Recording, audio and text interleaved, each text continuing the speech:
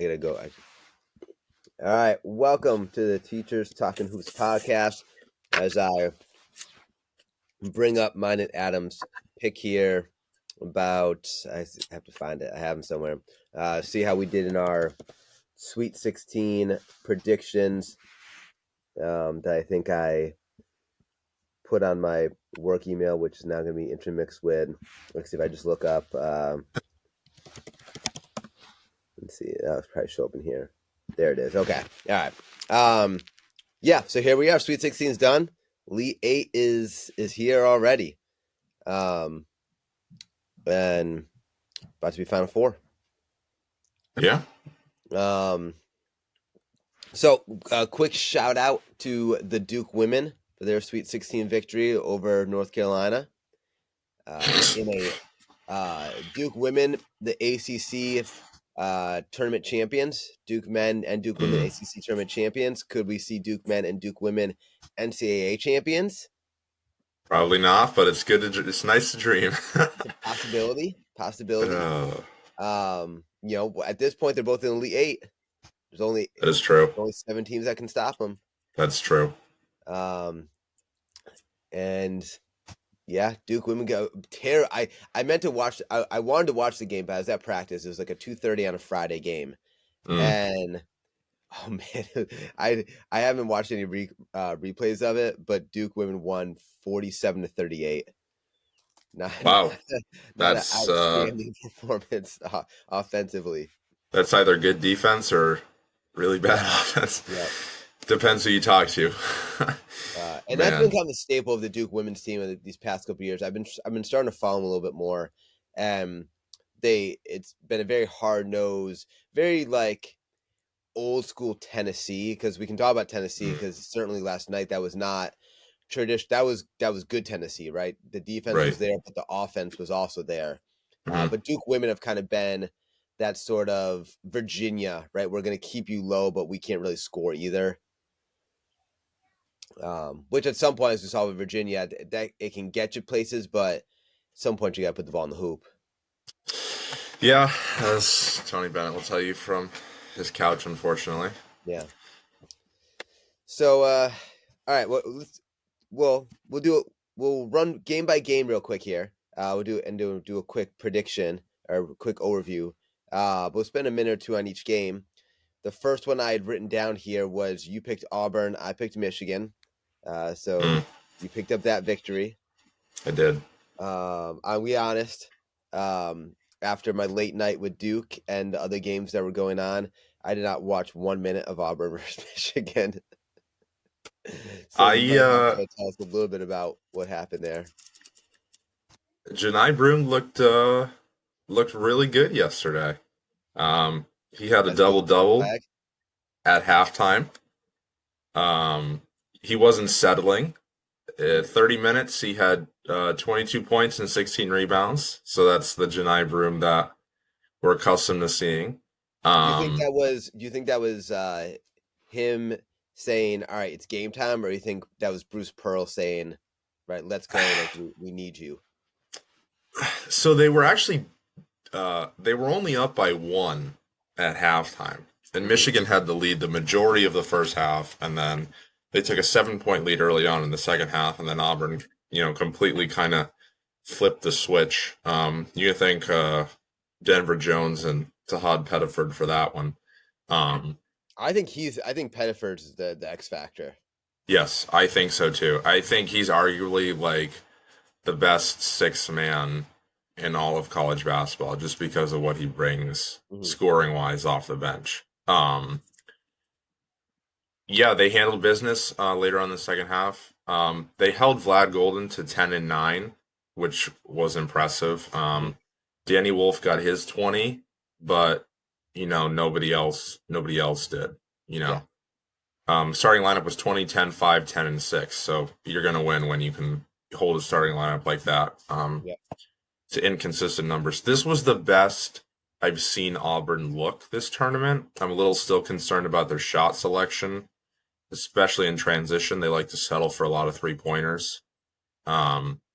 Specifically Miles Kelly, who I have a on the pick with, 1 for 9 in 30 minutes, and some of his shots were very questionable. Hmm. But I was encouraged by the performance. It'll be a really interesting game between Bruce Pearl and Tom Izzo Yeah. on Sunday for sure.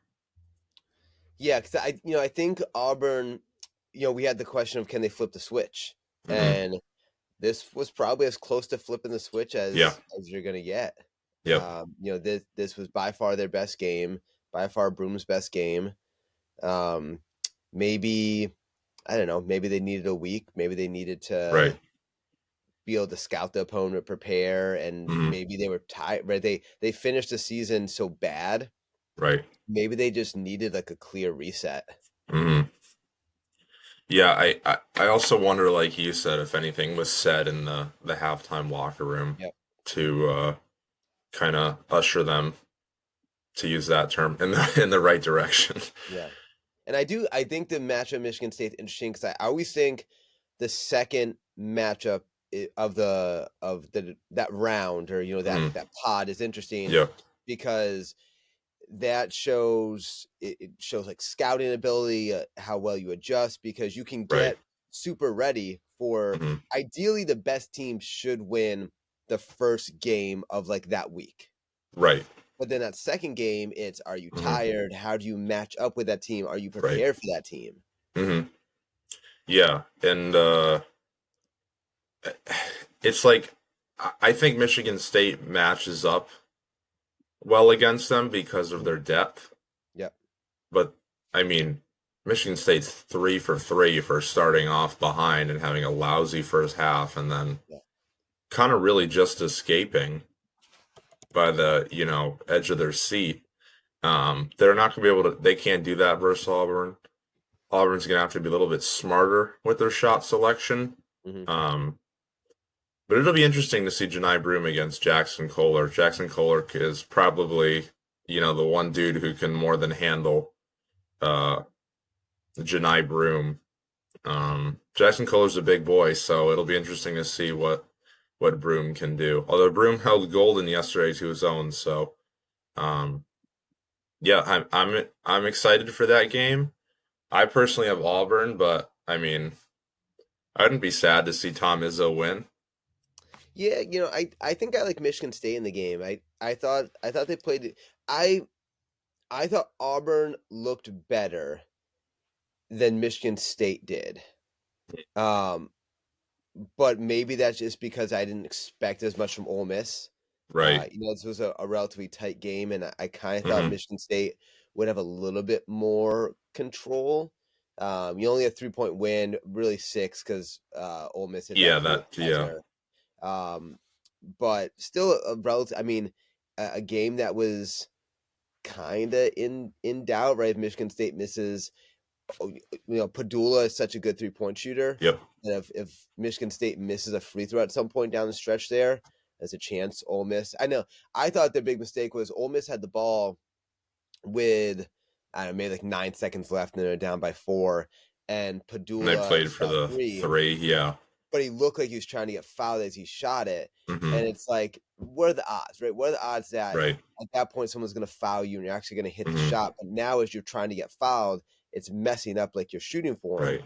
Better off Right. just go down and hit the three because if you hit the three, now you're down. I think they're only down four. Now you're Yeah. down Down one. You one. can Yeah. foul again, and now you're going to get the ball back, maybe down three with like 5 seconds left. Yeah. Yeah.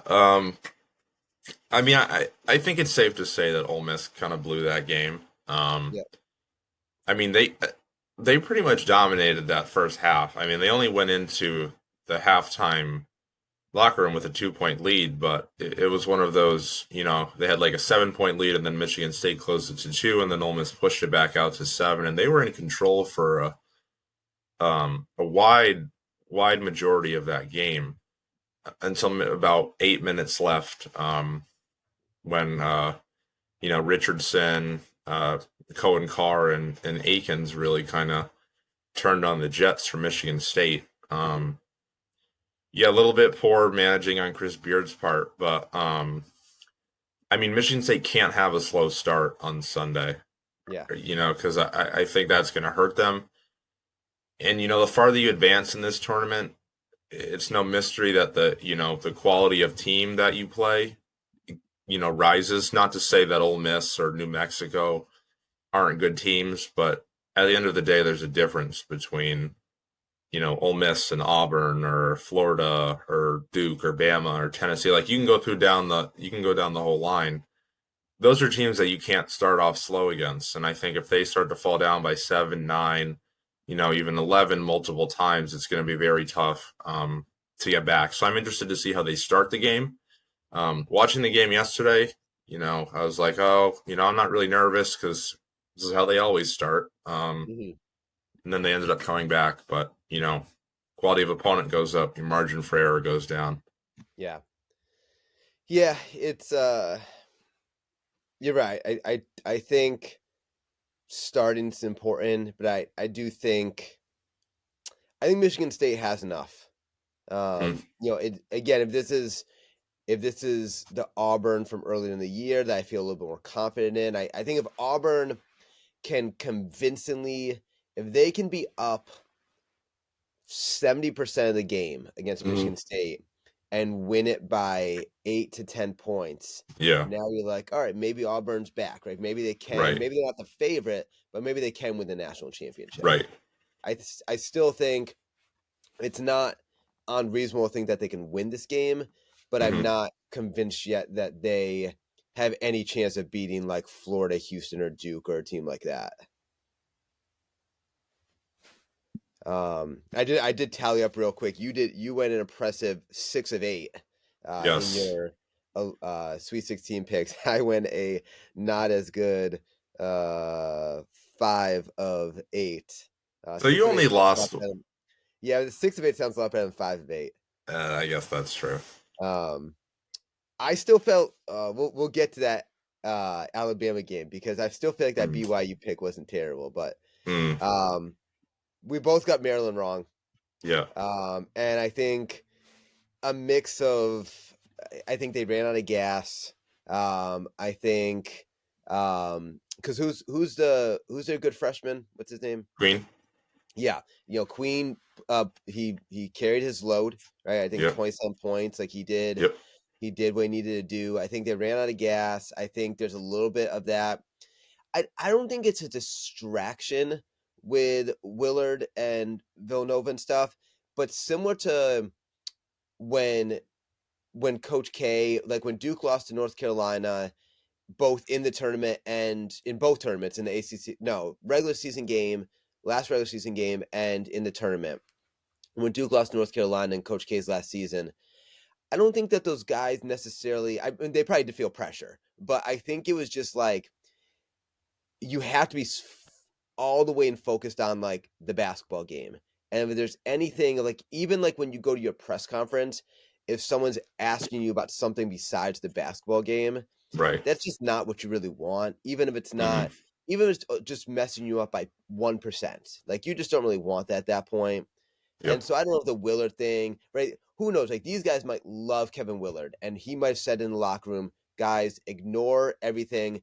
I'm going to Villanova next year. Some of you are going to come with me, some of you aren't, but let's get this done. And they might have Hmm. been like, yes, coach, let's win it. We're all in. Like, who knows? Right.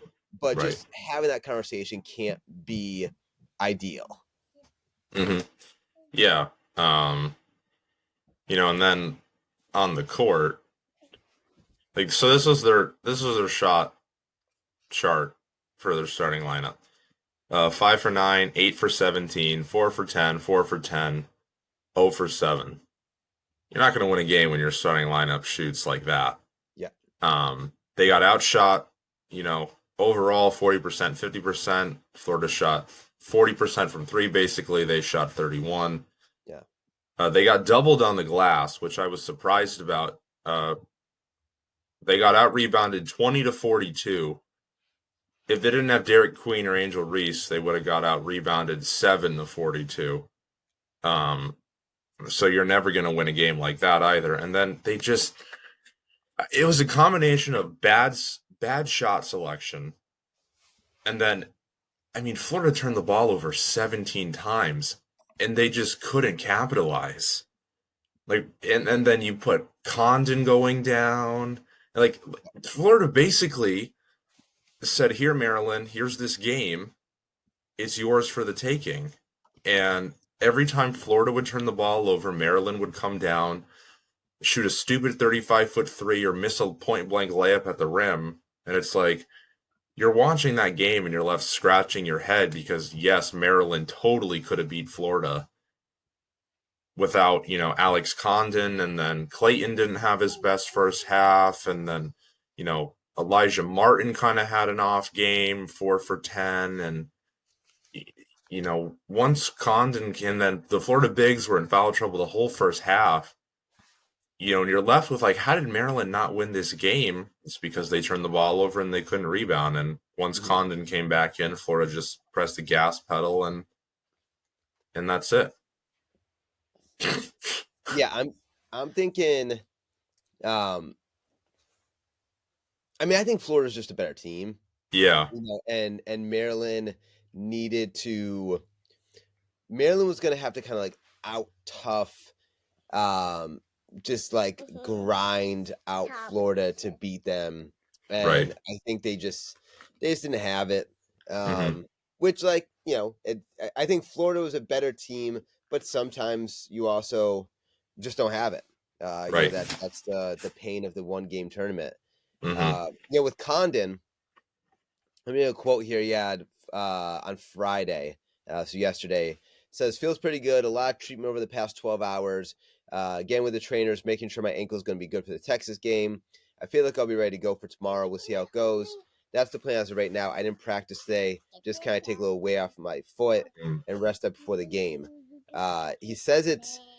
He said that it was kind of it more so just scared him Hmm. than anything else, and he feels confident he's going to be able to go. Uh, how does that change if he can't go?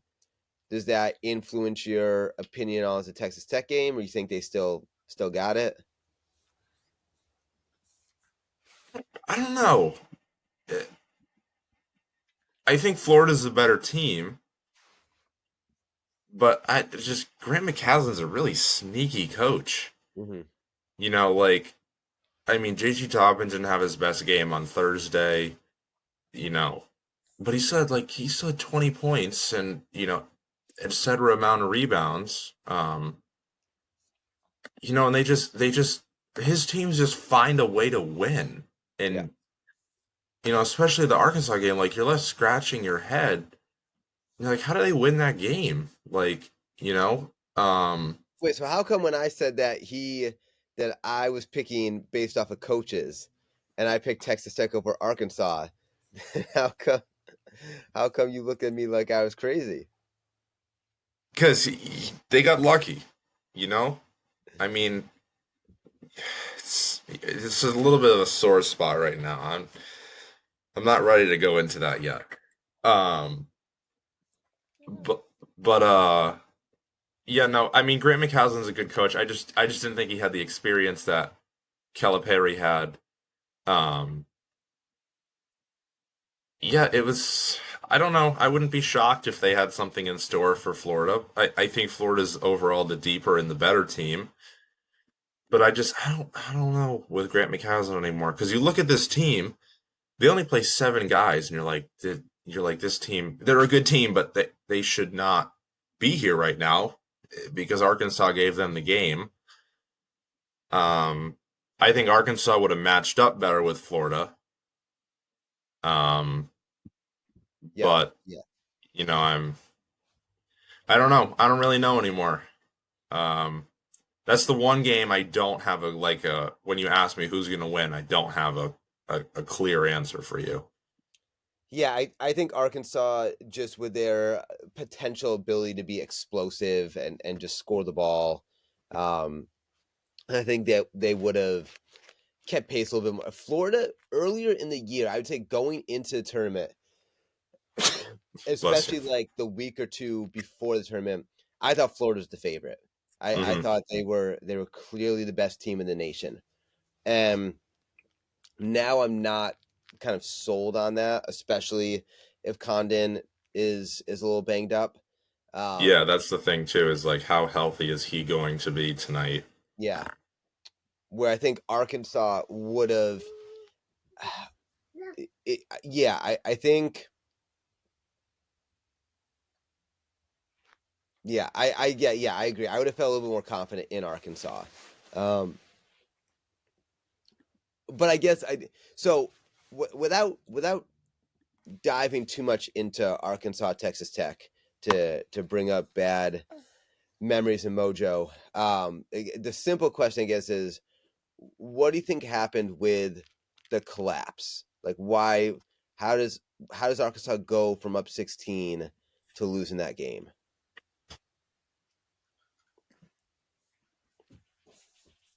Not me. I mean, Yeah. I don't. I honestly, I really don't know.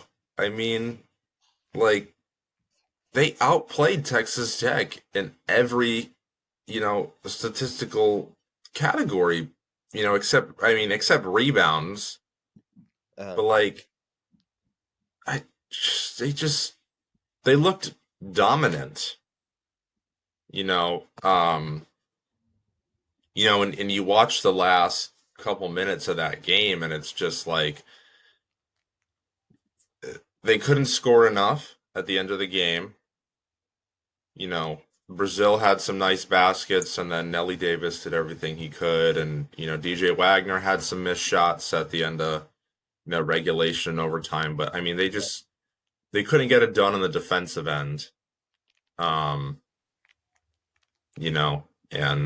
and Grant McCaslin teams always will just like hang around.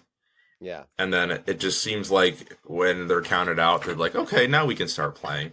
And I mean, Darian Williams for Texas Tech, phenomenal game. Uh, 20-9. I think he was probably the reason that they won. JT Top, and even though he went 10 for 18, he didn't have that great of a game.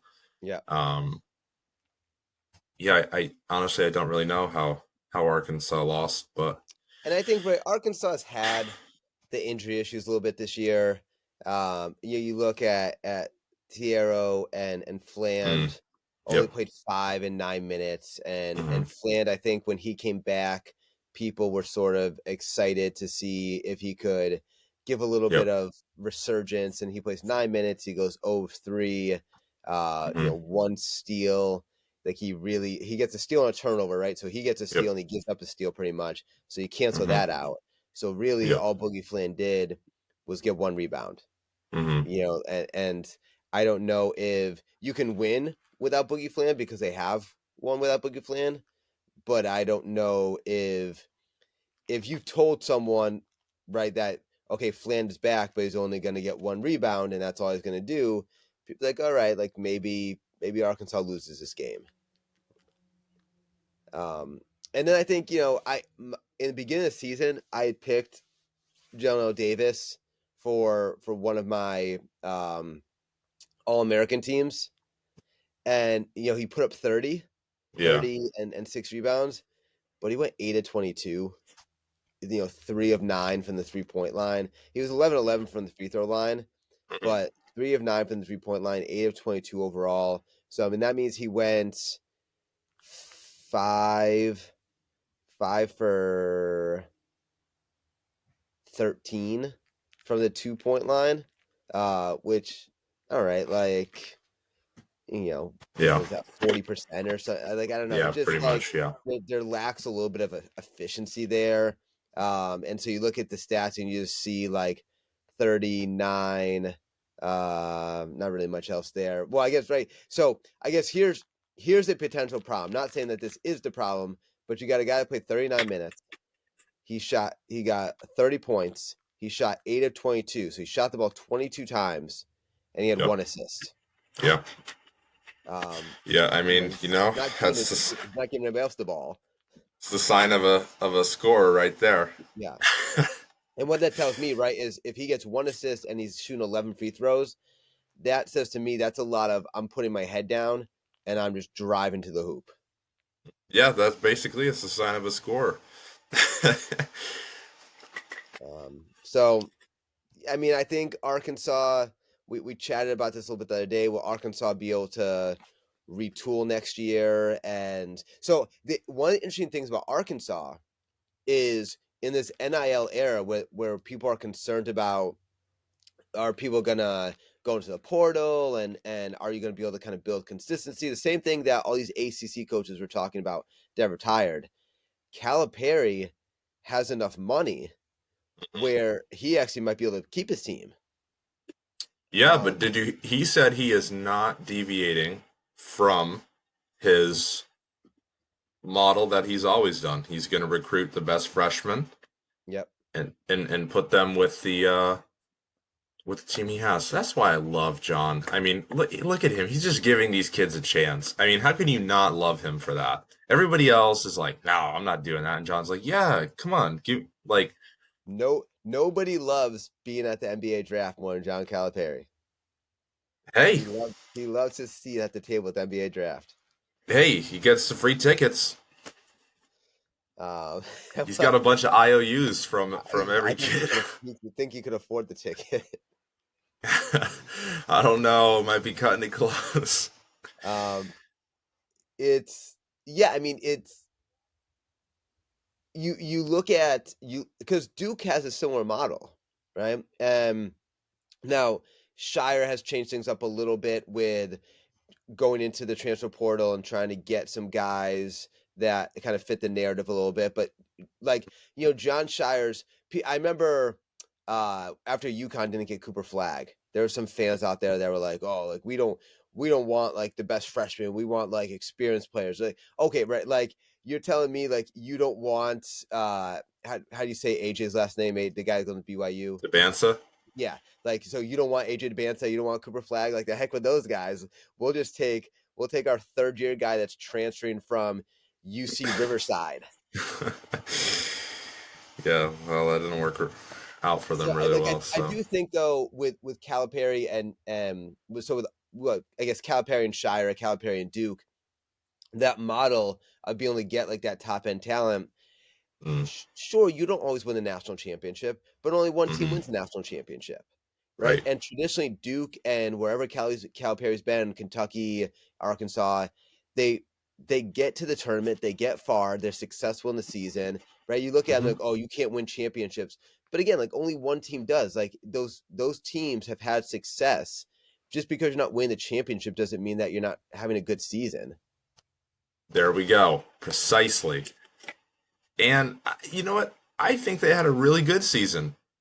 You know, for all the injuries they had and all the outside noise, and And they were, the noise must have been big, right? Because who did yes, Arkansas beat before they lost to Texas Tech?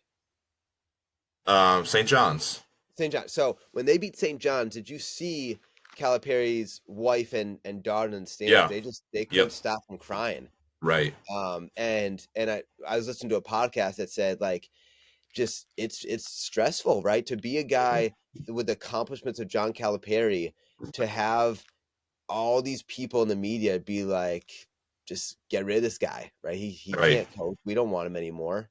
hmm Yeah, and you know, he even said in his press conference, he was like, you know, this is probably the most rewarding year of my life. Hmm.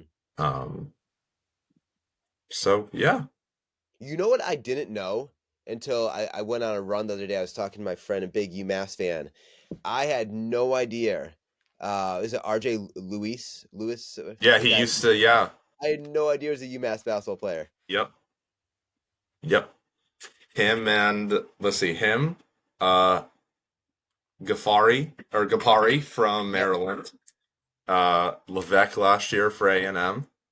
Yeah, Yeah, and we were talking about Frank Martin, uh, like him or hate him, certainly UMass is always going to struggle like to kind of keep talent, right, but clearly like they are somewhat developing the talent, right. right? Because you got some of these guys that are going places, and even though they might have been talented before they came, like they're doing a good enough job with them for teams to want to notice them, and then they're going Right. to these places and they're having success. And I wonder if RJ Luis enters the transfer portal pretty soon. He can't be happy I about saw that. a rumor, and I can't remember. I don't know if it was a like a parody account, but I saw a rumor. I can't remember if he was committed somewhere. I saw a rumor that he was entering the transfer portal. Okay. I can't remember if he was connected to any team yet because I'm getting confused now. With I definitely saw a rumor that he entered. I also read that was it Dent from New Mexico Yeah, he committed from to UCLA. UCLA. Yep. Yeah, but I did read that Luis it was going to enter the Hmm. transfer portal. Okay. Interesting. All right, so we got here. So we did little Arkansas, Texas Tech.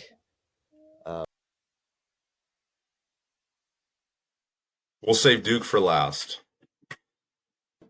So, Okay, so we got the Bama game. yep.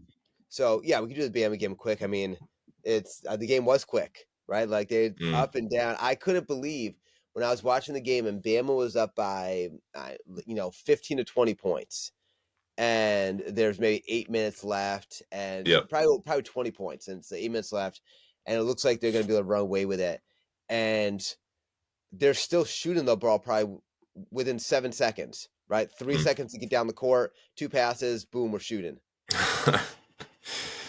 That's the way Alabama plays. You're never gonna. If it works, it works. And I mean, we can get into this in a couple minutes, but I think they are the perfect team to match up with Duke because they are fast, they are long.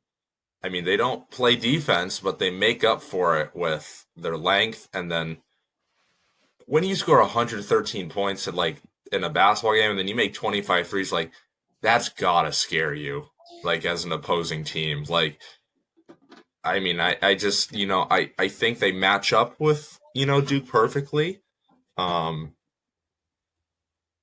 if Duke can hold Alabama under 85 points, um, I think they have a very good chance of winning. Um, but yeah, I mean, Alabama's a team that fits the all gas, no brakes quote. Um, and that was impressive. I have to say. All right, well, listen now.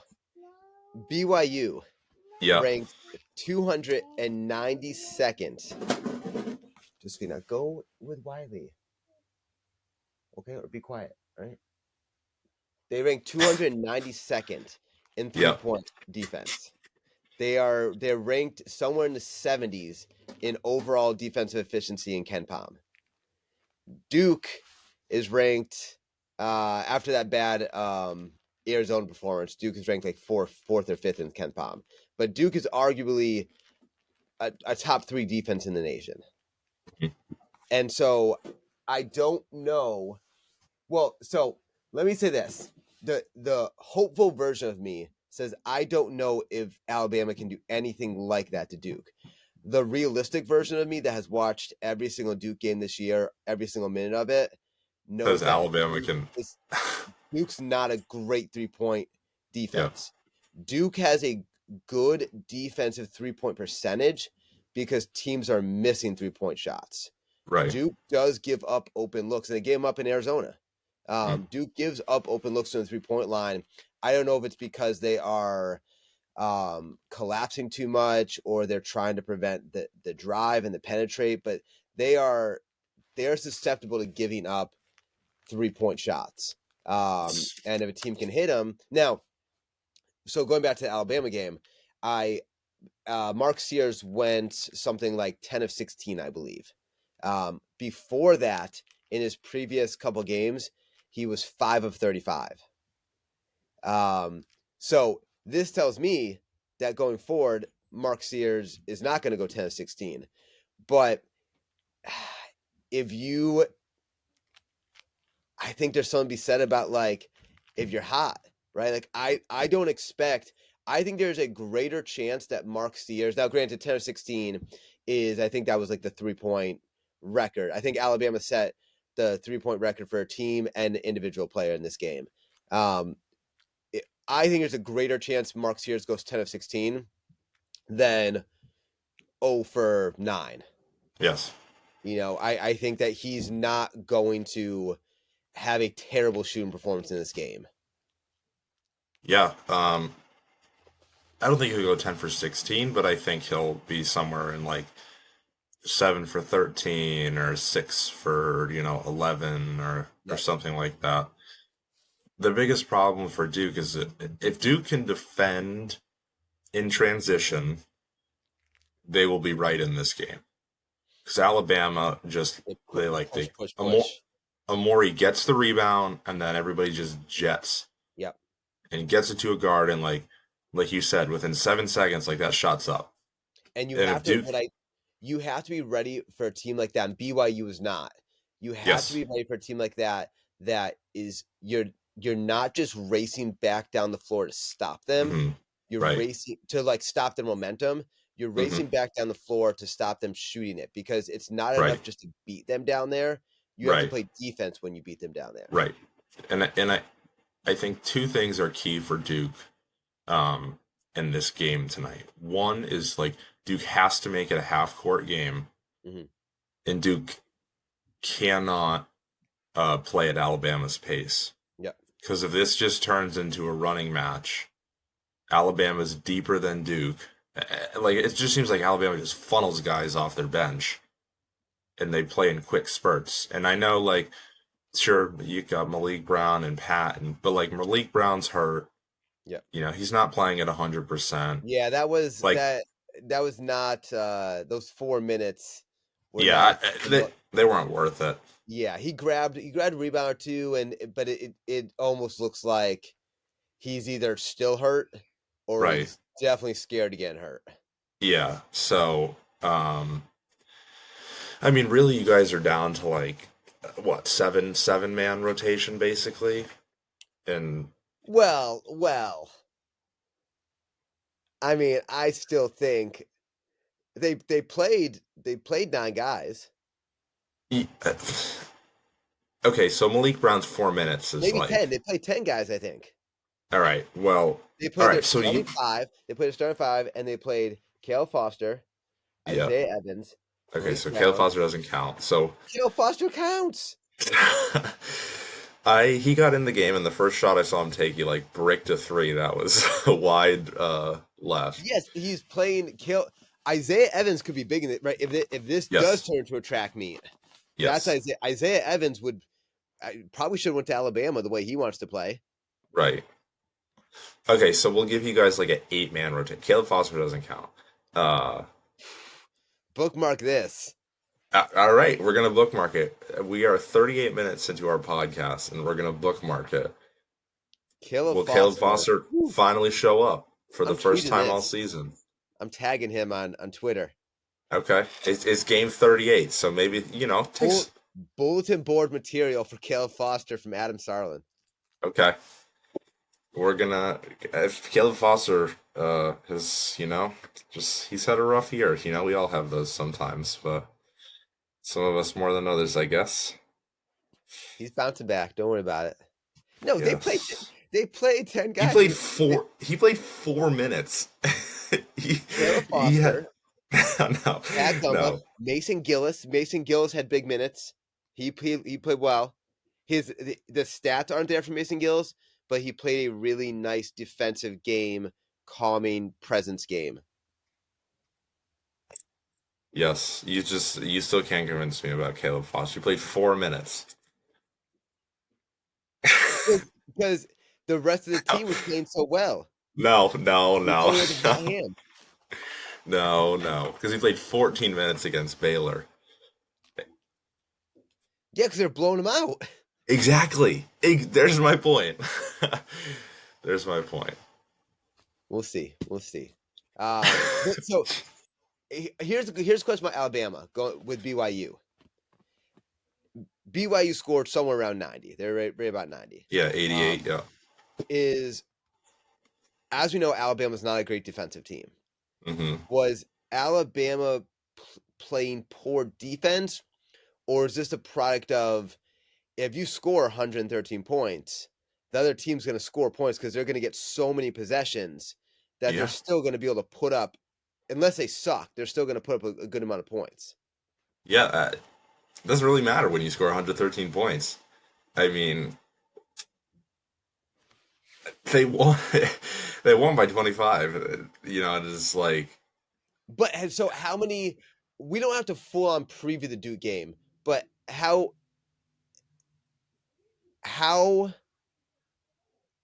I guess the question is, Duke has to hold them to 85 or Can less. Alabama score Yes. 100 points against Duke? Yes. Because Duke can score 100 points against Alabama. Yes. I think Alabama can score 100 points on Duke. Absolutely. I know you don't want to hear that, but I don't know if they can. you don't think so? I mean, I would bet the under. You would? Okay. I don't think I would. I Duke wins this game.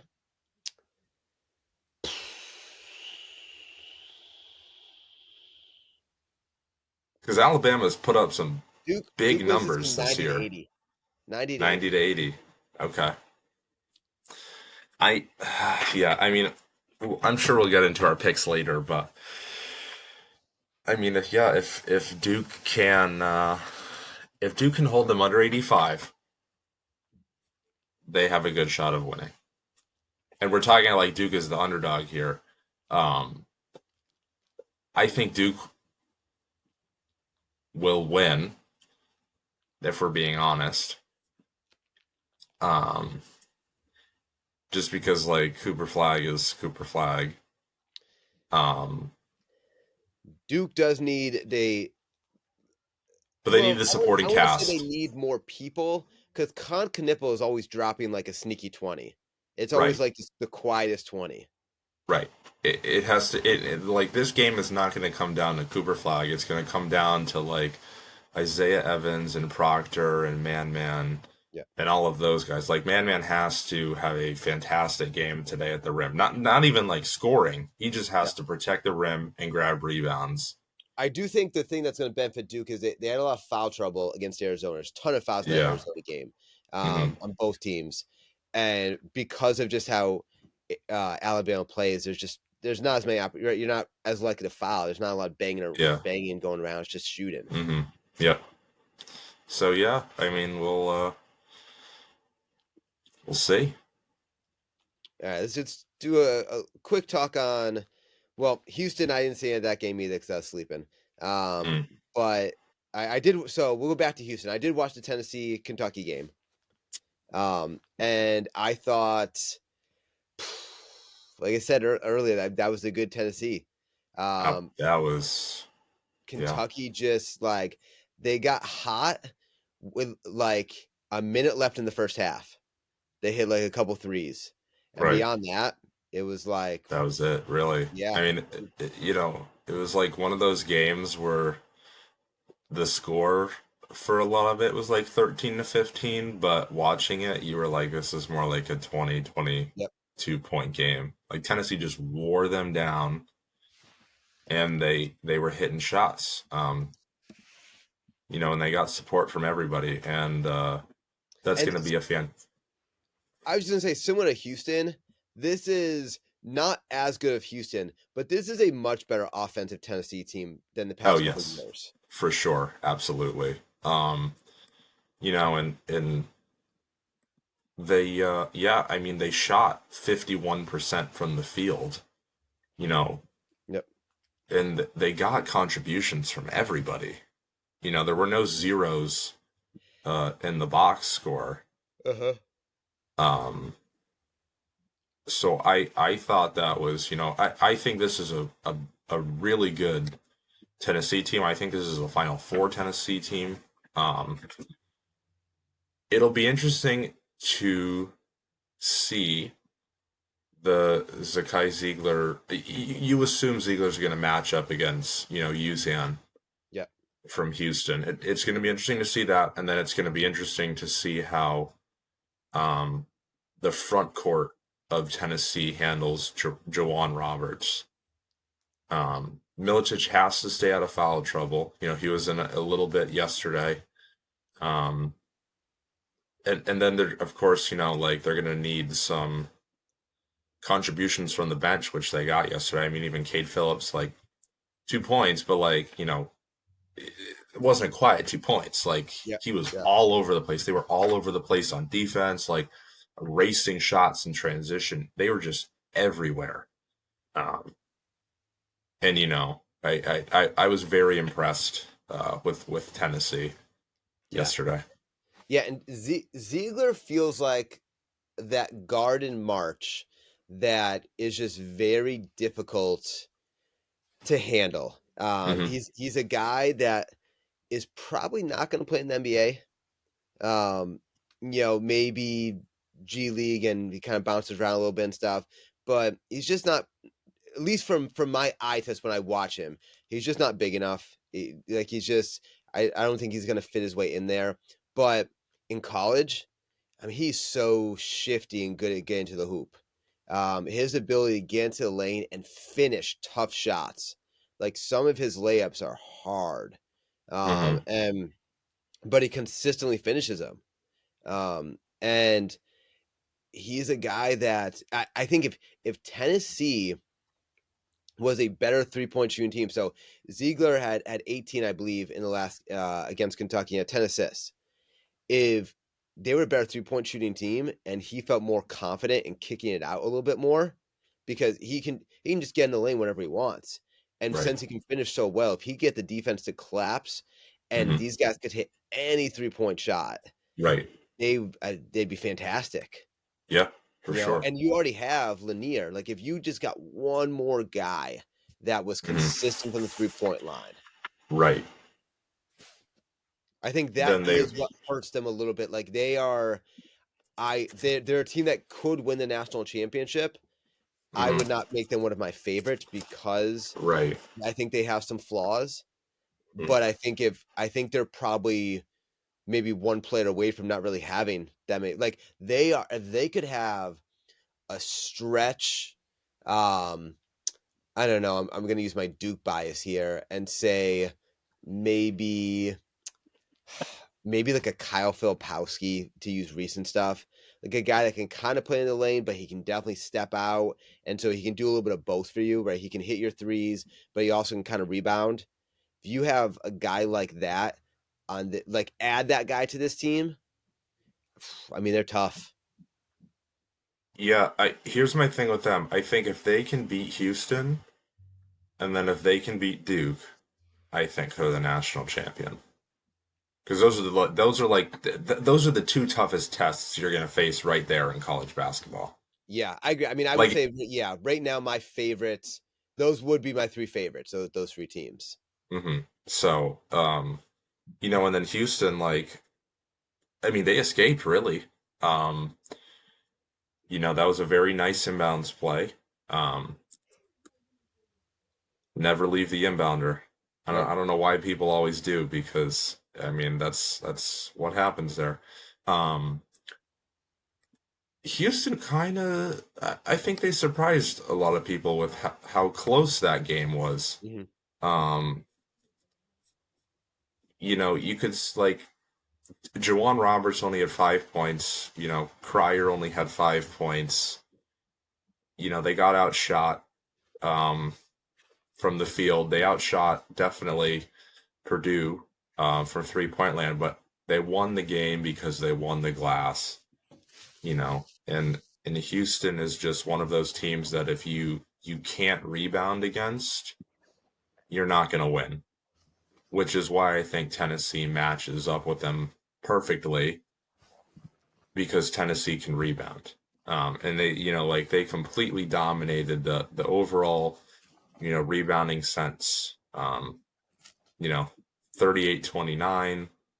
Um, and then Uzan and Sharp were the two that carried the team. But they just have a great like supporting cast and kind of like guys who can play their role, and that's why they win.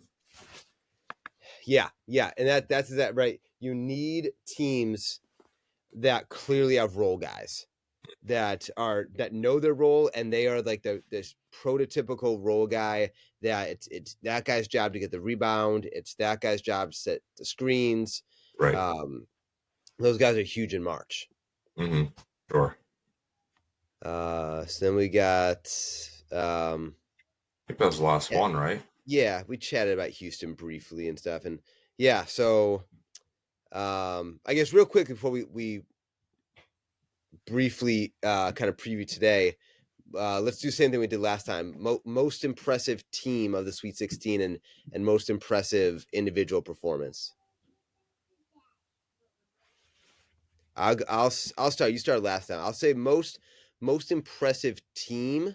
Can't be Well, Duke. yeah, I think no, I mean I think you have to say right. Well, off of first impression,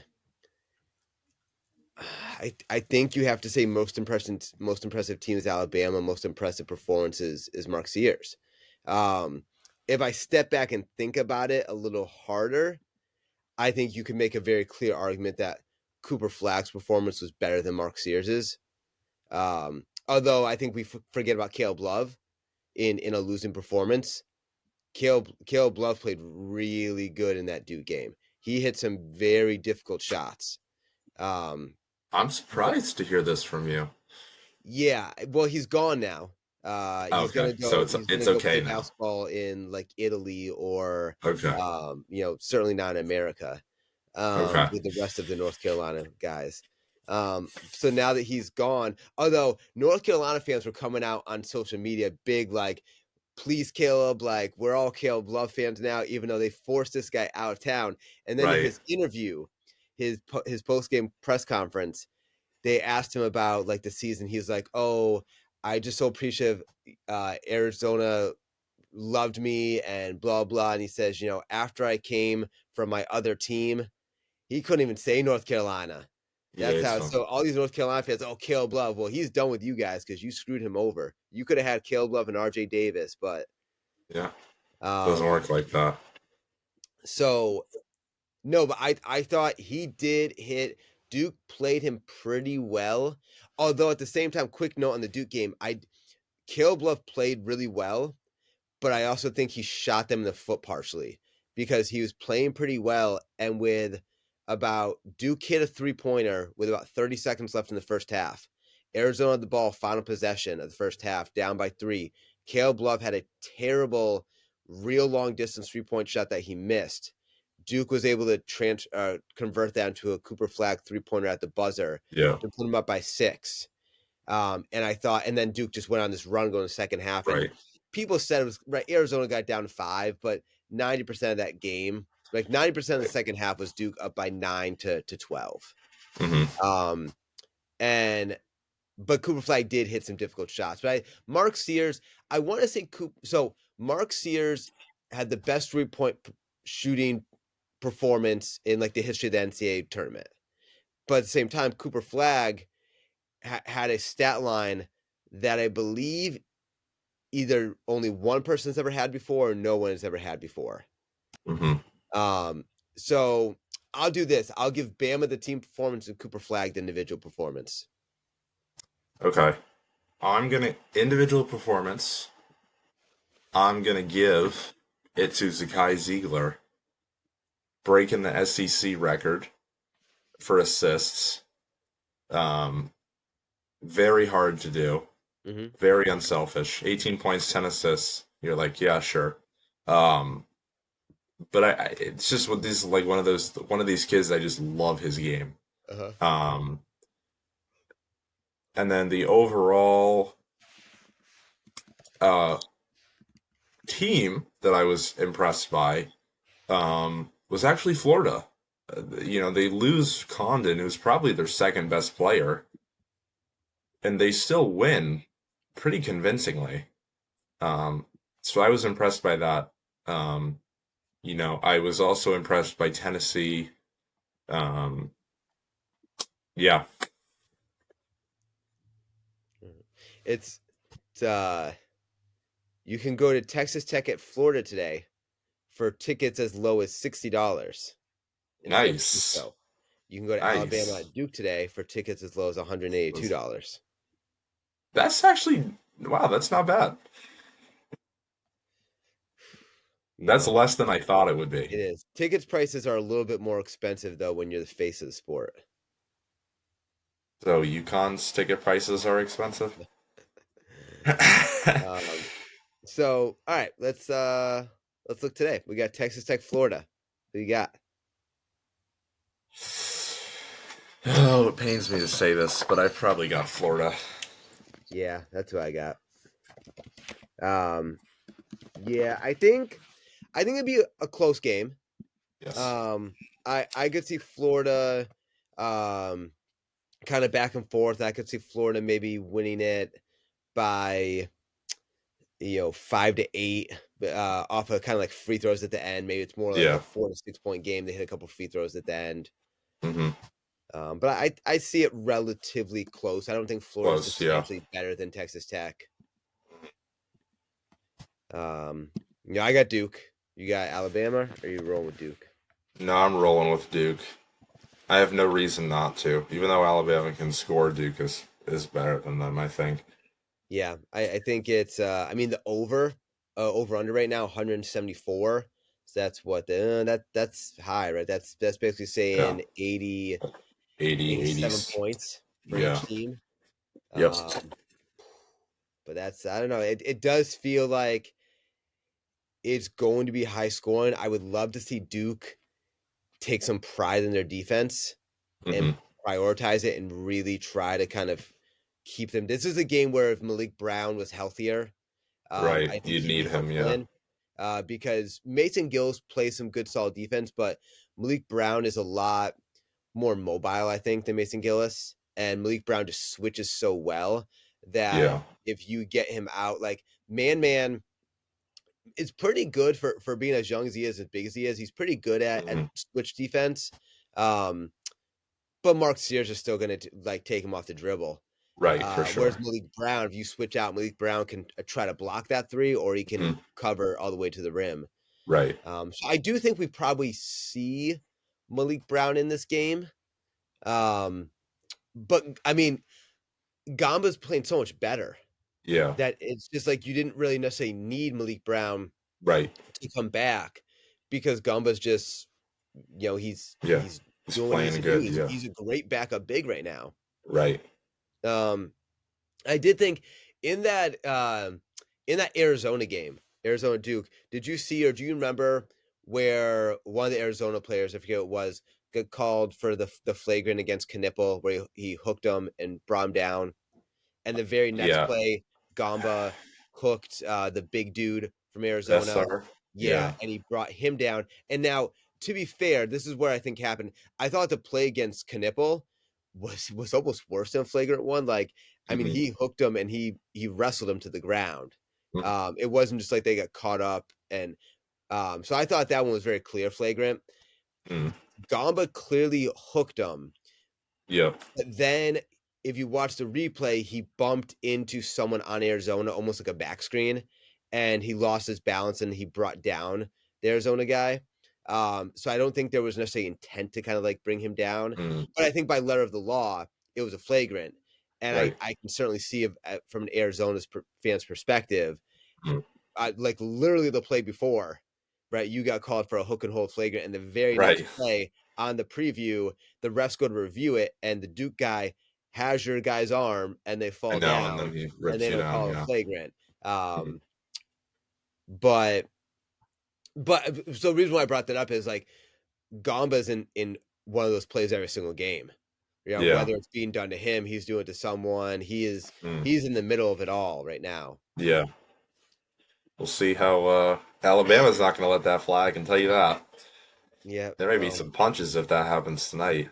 Well, you know what? I got $10 on John Shire beating the heck out of Nate Oates. Oh, about that. Natos looks a little more muscular than John Shire. Yeah, but what about I don't know. I wouldn't go against White Mike. Did you hear that interview? They asked the Duke players about that. They're like, "Hey, do you hear like Pat Beverly's interview where he said that they used to call John Shire White Mike?" And Cooper Flag was just like, "What are you?"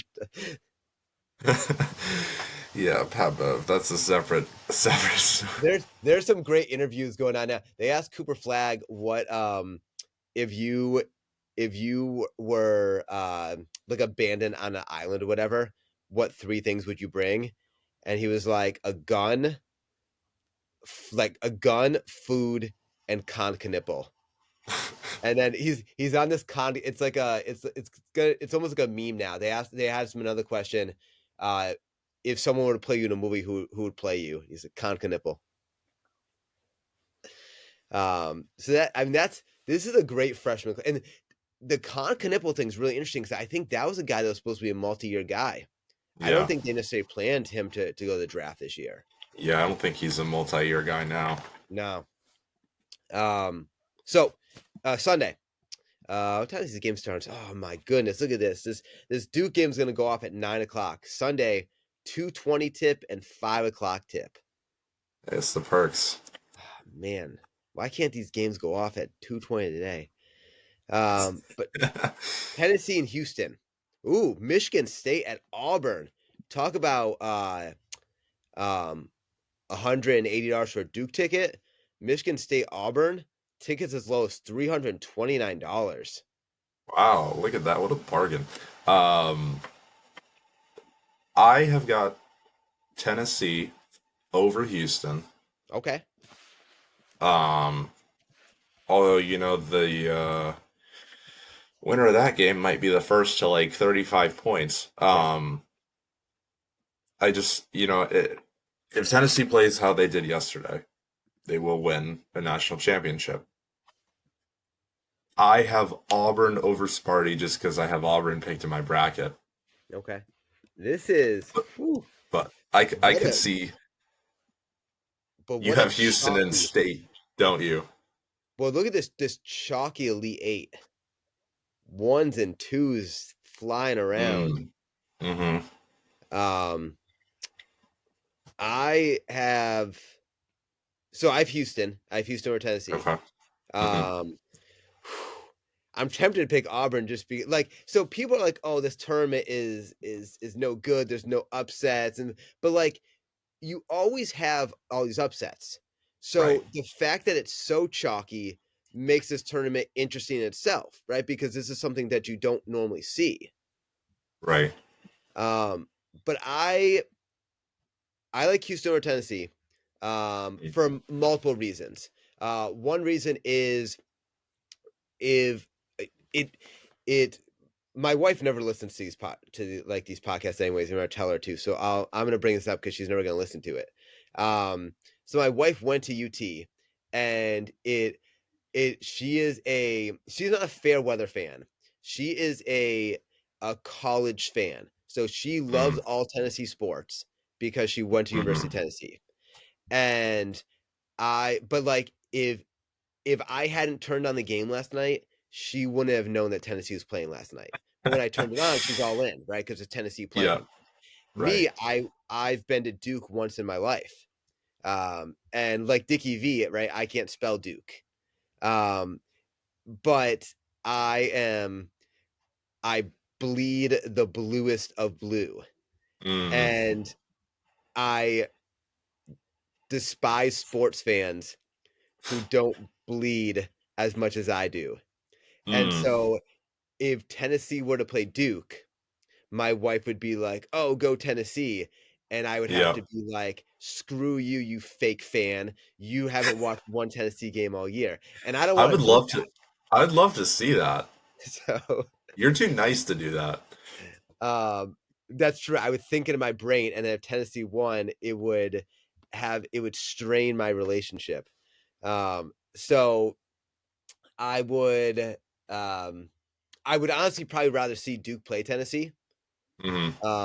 But I'm going to pick Houston. I also think that Houston has a bit more offensive firepower than Tennessee, and I think that Ziegler is less likely to be as efficient against Houston. Hmm.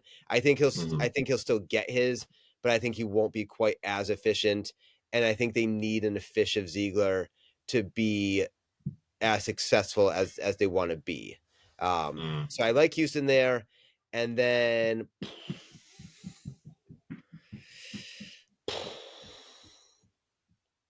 I'm gonna go Michigan State Yeah. because I don't like Bruce Pearl.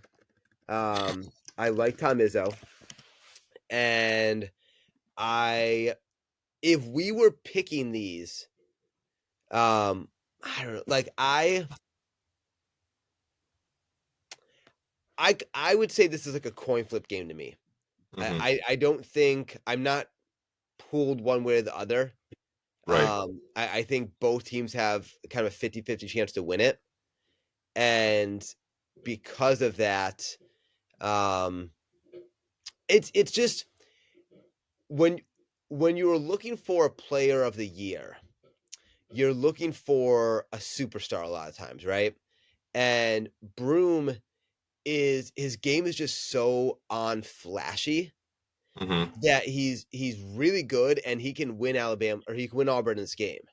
Hmm. But when you are not watching the game, right? When you step back, you're like, nah, it's Broom. Like whatever. Like, but Right. then when you watch the game, you're like, oh yeah, like he's winning this game for Auburn. But when you're not Mhm. in the game, you're like, like he's not gonna carry this team. He's not gonna win it for him. Right. So I think having sort of that blinder on about Hmm. how good Broom can actually be, I'm gonna pick Michigan State, and I Mm. think I'm going to regret it. Okay. It's Because interesting. as I've talked over the last 60 seconds here, I think Auburn probably is going to win this game. But I said Michigan State, so I'm going to stick with Michigan State, even though now I'm actually pretty confident that Auburn's going to win. Find out. You might be right. Also, my bet, my $5 bet that was going to win me like $400 predicting the path for each teams to the Final Four. I lost that right away because Ah. Duke's path was over Arizona and over BYU. So as soon as Alabama beat BYU, I lost that. So Hmm. all right, so yeah, I'll go Michigan State. All right, so you got 3 1s and a 2, and I got 3 1s and a 2. Um, Just the different ones. yep. Um, so real wrap it up here. Off of the picks we have here, we'll predict the actual Final Four when we get there. But if you had to make a quick pick on this, right? So you'd have Duke, Tennessee, Auburn, Florida. Who you got in the national championship? Sorry, I got Tennessee versus Auburn. Okay. I'm sorry. Um, so you got three SEC teams in your Do. Final Four. I I do. got just one. I'm How showing my many how love. many tennis or how many SEC teams do we have in the Elite Eight? Is there 4 or 5, something like that? We got Florida, Tennessee, Auburn, Alabama. um, and Alabama. So Four four, out of the four out of eight. 8. I think Duke put 3, or ACC put 3 out of 8 last year. Kind of a Hmm. lucky 3 out of 8, but Yes. um, so I get Duke, Duke. You know what? Give me Duke, Michigan. As much as I just picked Auburn to actually beat Michigan State right now, give me Duke, Michigan State in the national That'd championship. be an interesting championship. Yeah, yeah. Duke, give me Duke, Michigan State. Um, all right. Well, we'll see who actually gets there. Um, all right. That's everything. Now I just gotta play the games. That's right. All right. So we got 2 in 1 week here. We'll plan to meet back, right? So Final Four is not till Saturday. So we got Saturday and Yeah. Monday next week. Um, so we'll figure it out. We can either meet during the week or we can even meet Saturday morning again. Okay. Just because we don't have anything till Saturday night. Yeah. Okay. Sounds good. Um, all right. All Um, right. see how things goes. We'll cross our hands for another big Duke victory, and at least thankfully, whew, that was tough. That 2 a.m. bedtime and 5:40 wake up and teaching the next day, that was tough. There were some foggy brain moments there. That's tough, Um, but you it's a little earlier tonight for you. That yeah. game will tip off on time. Oh, but if they win that game, if that game ends at 11, I'm probably not going to bed at 1 o'clock again, anyways, because I'm gonna watch. There's a podcast I listen to, that tends to go live after games. Um, so and if they lose, I won't be sleeping in my bed tonight. Usually when they lose, I just stay on the couch and just like just hold myself. Oh man. So I'm not ready for it to end. Nobody ever is. I know. All right. Well, yeah. So we'll touch base. We'll figure out what time we'll meet next week. Okay. All right. Everyone else, enjoy the games.